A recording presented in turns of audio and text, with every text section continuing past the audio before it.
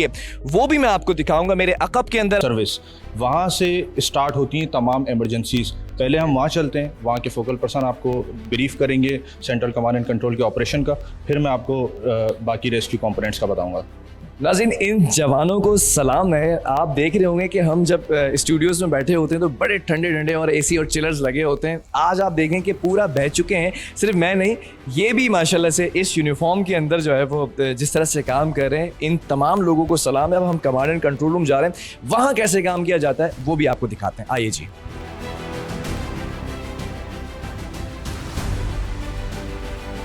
जी एहसान, तो ये कमांड एंड कंट्रोल रूम है।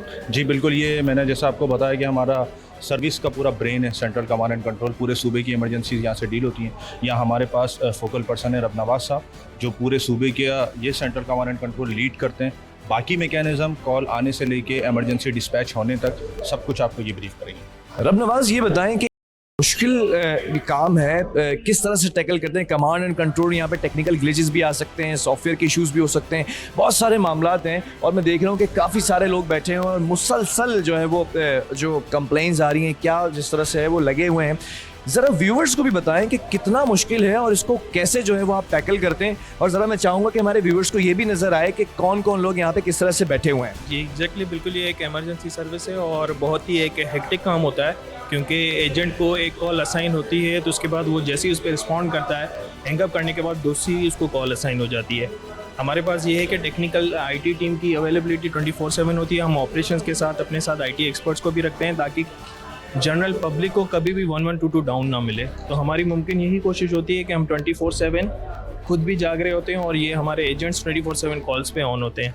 अभी जैसे हमारे पास ये है कि रेन अलर्ट इमरजेंसी का एनडी में या किसी की जानिब से आता है, हमारे पास एडवाइजरी जैसी हमें रिसीव होती है तो उस फोरकास्टिंग के हिसाब से एक कंप्रेहेंसिव जो इमरजेंसी रिस्पांस एक्टिव हम यहीं से करते हैं।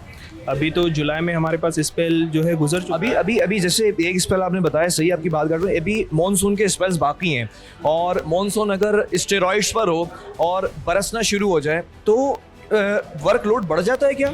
जी हाँ बिल्कुल, हमारे पास कॉल्स का रेशो भी बढ़ जाता है, क्योंकि मैंने आपको बताया कि हमारी कोऑर्डिनेशन जो है पीडीएमए के साथ और वाटर बोर्ड के साथ है।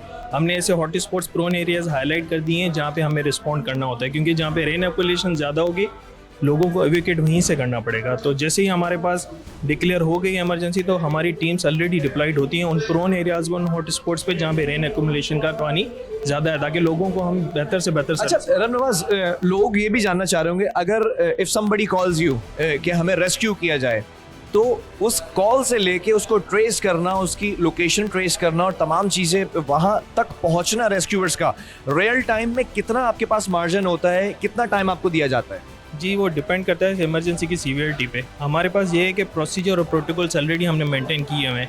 जैसे हमारे स्टैंड बाय पे होती हैं सारी चीज़ें। हमारी चीज़ें ऑलरेडी स्टैंड होती हैं और हम एड्रेस के साथ लैंडमार्क पूछते हैं। वो लैंडमार्क पूछने का रीज़न असल ये होता है कि हम ताकि उनको ईजिली लोकेट कर सकें। हमारी स्टेशन पे already emergency rescue vehicles by stand होती हैं, तो हम वहीं से वो गाड़ी उनको डिस्पैच करा देते हैं।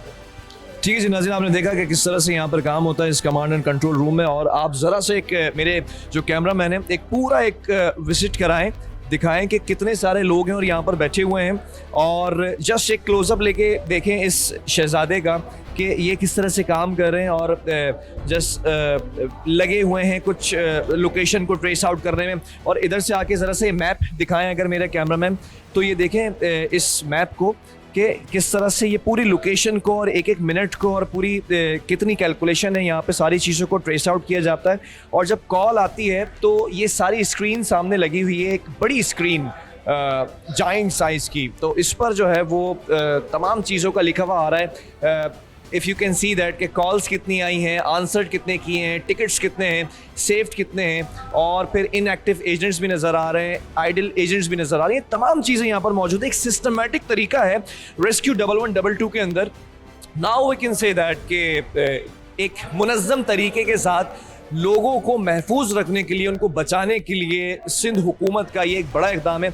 आगे चलेंगे, हसन और आयशा हमारे साथ थ्रू आउट प्रोग्राम में मौजूद होंगे, क्योंकि मुझे तो नहीं पता कि कौन कौन से डिपार्टमेंट्स कहाँ कहाँ क्या काम कर रहे हैं। मैं भी आज एक्सप्लोर कर रहा हूँ और मेरे साथ साथ आज आप भी एक्सप्लोर करेंगे रेस्क्यू 1112 को।